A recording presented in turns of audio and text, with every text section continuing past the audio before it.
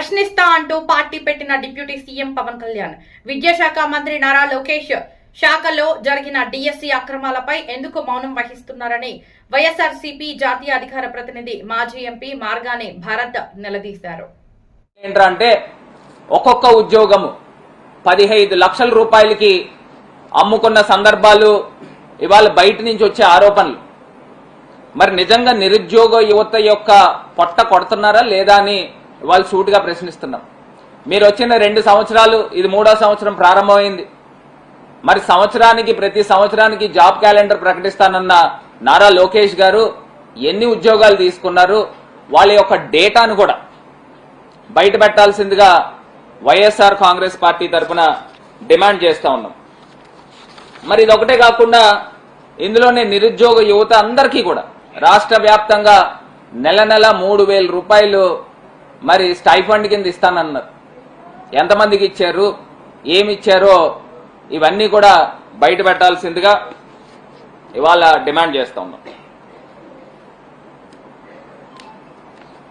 ఇది కాకుండా ఇవాళ రాష్ట్రంలో సాక్షాత్తు డిప్యూటీ సీఎం పవన్ కళ్యాణ్ గారు రాజమండ్రి పర్యటన, ఇది సుమారుగా 3వ రోజు అనుకుంటా. చాలా సంతోషం, మీరు రాజమండ్రి రావడము మీకు స్వాగతం పలుకుతా ఉంది. మీరు రాజమండ్రిలో జరిగే అవినీతి అక్రమాలను అన్నిటిని కూడా ప్రశ్నిస్తా ఉన్నారు, మీకు అభినందనలు తెలుపుతా ఉన్నారు. ఇవాళ పేపర్ మిల్ అనే ఒక అంశం మీరు టేకప్ చేశారు. పుష్కరాల నిమిత్తము మీరు ఒక ఎన్వైర్న్మెంట్ శాఖకి మంత్రిగా ఉన్నారు కాబట్టి ఏదైతే నేషనల్ రివర్స్ ఉన్నాయి, భారతదేశంలో నాకు తెలిసి 6 నేషనల్ రివర్స్ ఉన్నాయి. అందులో గోదావరి చాలా ఇంపార్టెంట్ నది, జీవనది. ఈ గోదావరి నదికి గత ప్రభుత్వంలో మా ముఖ్యమంత్రిగా పనిచేసిన జగన్మోహన్ రెడ్డి గారు మున్సిపల్ శాఖకి ఆదేశాలు ఇచ్చి సుమారుగా 754 కోట్ల రూపాయలతో ఒక డిపిఆర్ తయారు చేయించి కేంద్ర ప్రభుత్వానికి పంపించాం. 756 కోట్లకు సంబంధించి గోదావరి నదిలో ఏ రకమైన కాలుష్యమైన నీరు కలవకుండా ఆ అంశాన్ని తీసుకొని వచ్చి, అప్పుడు నేను ఎంపీగా ఉన్నప్పుడు కేంద్ర ప్రభుత్వం దగ్గర నుంచి 88,43,00,000 రూపాయలు నేను శాంక్షన్ చేయించి ఎన్ఆర్సీపీ, నేషనల్ రివర్ కన్జర్వేటివ్ ప్రోగ్రామ్, ఇది పవన్ కళ్యాణ్ గారిని గమనించాల్సిందిగా కోరుతా ఉన్నాం.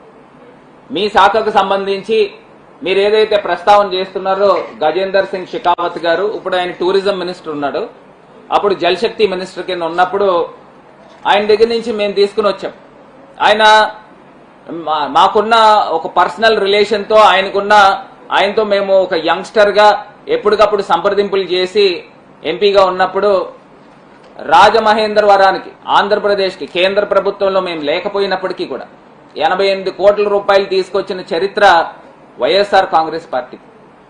ఎందుకంటే గోదావరి నదికి ఒకే చోట ఇస్తారు, అంటే ఈ స్కీమ్లో, ఎన్ఆర్సీపీ స్కీమ్లో, అంటే వివిధ చోట్ల కూడా ఇవ్వచ్చు, కాకపోతే లిమిటెడ్ బడ్జెట్స్ ఉన్నాయి. వాళ్ళకి అక్కడ కేంద్ర ప్రభుత్వంలో, మహారాష్ట్రలో కేంద్ర రాష్ట్ర ప్రభుత్వాలు వాళ్లే ఉన్నారు. గోదావరి అక్కడి నుంచి ప్రారంభం అవుతుంది. మన రాష్ట్రానికి ఇవ్వాల్సిన పని ఏం లేదు. అక్కడ మహారాష్ట్ర రాష్ట్రానికి ఇవ్వచ్చు, కానీ మేము పట్టు వదలని విక్రమార్కుల్లాగా 88 కోట్ల రూపాయలు సాధించుకున్న ఘనత జగనన్న ప్రభుత్వంలో జరిగింది ఎన్ఆర్సీపీ నుంచి. ఇప్పుడు నేను అడుగుతా ఉన్నా, పవన్ కళ్యాణ్ గారు చాలా శ్రమ చేసుకుని 2 రోజులు ప్రోగ్రాం పెట్టుకుని ఆయన మొత్తము గోదావరి పరివాహక ప్రాంతం అంతా కూడా విజిట్ చేస్తా ఉన్నారు. పేపర్ మిల్లో ఏ రకంగా sewage water, unfiltered water, untreated water ఏ రకంగా గోదావరిలో కలుపుతా ఉన్నారో ఆ అంశాల గురించి ప్రశ్నలు లేవనెత్తుతున్నారో చాలా అభినందిస్తా ఉన్నాం. దానిలో భాగంగా ఇవాళ పవన్ కళ్యాణ్ గారిని కూడా ఏదైతే ఎస్టీపీ ప్లాంట్ కి సంబంధించి, ఆవలో ఉన్న ఎస్టీపీ ప్లాంట్ ని ఆయన సందర్శించాల్సిందిగా, మీరు వెళ్ళి ఆ ఎస్టీపీ ప్లాంట్ కి వెళ్ళండి.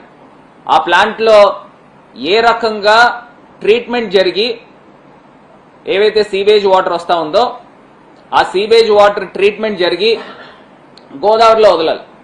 మొత్తం అంతా కూడా అవినీతి అక్రమాలన్నీ కూడా ఆ యొక్క ట్రీట్మెంట్ ప్లాంట్ దగ్గర జరుగుతూ ఉన్నాయి. ఇవాళ రాజమండ్రిలో మురుగునీరు వచ్చేది సుమారుగా 80 MLD 80 million litres water every day వస్తూ ఉంది.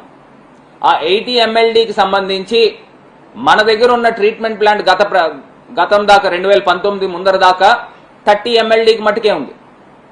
మా హయాంలో మేము 88 కోట్ల రూపాయలు కేంద్ర ప్రభుత్వం నుంచి నిధులు తీసుకొచ్చాం కాబట్టి అక్కడ 55 MLD ప్లాంట్ యొక్క వర్క్ జరుగుతూ ఉంది. నేను అడుగుతా ఉన్నా, మా టైంలో జరిగిన వర్కే వర్క్. దాని తర్వాత ఇక్కడ స్థానికంగా ఉన్న ఈవీఎం ఎమ్మెల్యే కాంట్రాక్టర్లను బెదిరించి దాంట్లో పర్సంటేజీలు తీసుకోవడం వాస్తవం కాదా అని అడుగుతాను. ఇవాళ ఎంత అన్యాయం జరుగుతుందంటే పవన్ కళ్యాణ్ గారిని ఎస్టీపీ ప్లాంట్కి వెళ్ళండి, ఎందుకంటే మీకు చాలా చాలా బోల్డంత ఇన్ఫర్మేషన్ వస్తుంది. ఆ ప్లాంట్లో అక్కడికి సంబంధించి ట్రీట్మెంట్ ఏ రకంగా చేస్తున్నారు, ఏం కెమికల్స్ కలుపుతున్నారు, ఆ కెమికల్స్ కలిపిన తర్వాత అక్కడ ధవళేశ్వరం దగ్గర వాటర్ సీవేజ్ వాటర్ ఎట్లాగా వదులుతా ఉన్నారు, ఇవన్నీ కూడా మీకు కనబడతాయి. అక్కడ ఏ రకమైన ట్రీట్మెంట్ జరగదో, ప్రతిరోజు ట్రీట్మెంట్ నిమిత్తం ఇన్ని లక్షల రూపాయలు ఖర్చు పెట్టారని చెప్పి ఈవీఎం ఎమ్మెల్యే జేబులోకి వెళ్లే కార్యక్రమం జరుగుతుంది. ఇవాళ ఇది వాస్తవం. దాంతోపాటు పేపర్ మిల్కి సంబంధించి కూడా గతంలో మేము వాళ్ళ ఎండీకి మేము లెటర్ రాసాము, ఏ రకంగా పొల్యూషన్ జరుగుతూ ఉంది. ఇవాళ గోదావరి నది టువర్డ్స్ సౌత్ వస్తూ ఉందండి. అంటే పేపర్ మిల్ అన్నది నార్త్లో ఉంది. అంటే రాజమండ్రికి సంబంధించి ఏదైతే రోజుకి నాకు తెలిసి పేపర్ మిల్ 40 నుంచి 45 లక్షల లీటర్లు ఏదైతే ఎఫిలియంట్ వాటర్ ట్రీట్మెంట్ చేయకోకుండా డైరెక్ట్గా తీసుకెళ్లి లంకల్లోకి వదులుతున్నామనే ఒక అంశం చెప్తా ఉన్నారు. ఆయన వెళ్ళారు, మొత్తం అక్కడ ఉన్న వాటర్లో బీఓడి లెవెల్స్ ఎంత ఉన్నాయి, సిఓడి లెవెల్స్ ఎంత ఉన్నాయి, ఇవన్నీ కూడా తీశారు. ఆక్సిజన్, డిజాల్వ్డ్ ఆక్సిజన్ ఎంత ఉందనేది, బయోకెమికల్ డిజాల్వ్డ్ ఆక్సిజన్ ఎంత ఉందనేది. ఇవాళ నిజంగా నేను స్వాగతిస్తా ఉన్నాం. మీరు ఏవైతే ఆ వాటర్ తీశారో ఆ వాటర్ని గనక మీరు ఇమీడియట్ గా ల్యాబ్స్ కి పంపించి అది ఏ రకంగా జీవనదిలో డైరెక్ట్ గా వేస్తారు, ఇమీడియట్ గా ఫ్యాక్టరీ మూయించేస్తారు. ఎందుకంటే అన్ని ప్రాణాలు, మీకు వాస్తవాలు చెప్పాలని అంటే ఇవాళ రాజమండ్రిలో ఉన్నన్ని హాస్పిటల్స్ నాకు తెలిసి ఆంధ్రప్రదేశ్ రాష్ట్రంలో ఎక్కడ కూడా ఉండవు. ఈవెన్ విజయవాడలో ఉండదు, విశాఖపట్నంలో ఉండవు, తిరుపతిలో ఉండవు. రాజమండ్రిలో మీరు దాన్వాయిపేట, ప్రకాష్ నగర్ ఏరియాకి వెళ్తే వీధికి 3-4 హాస్పిటల్ ఉంటాయి. నాకు తెలిసి రాజమండ్రిలో ఒక 200-300 పైనే, ఇంకెక్కువ ఉంటాయన్నా.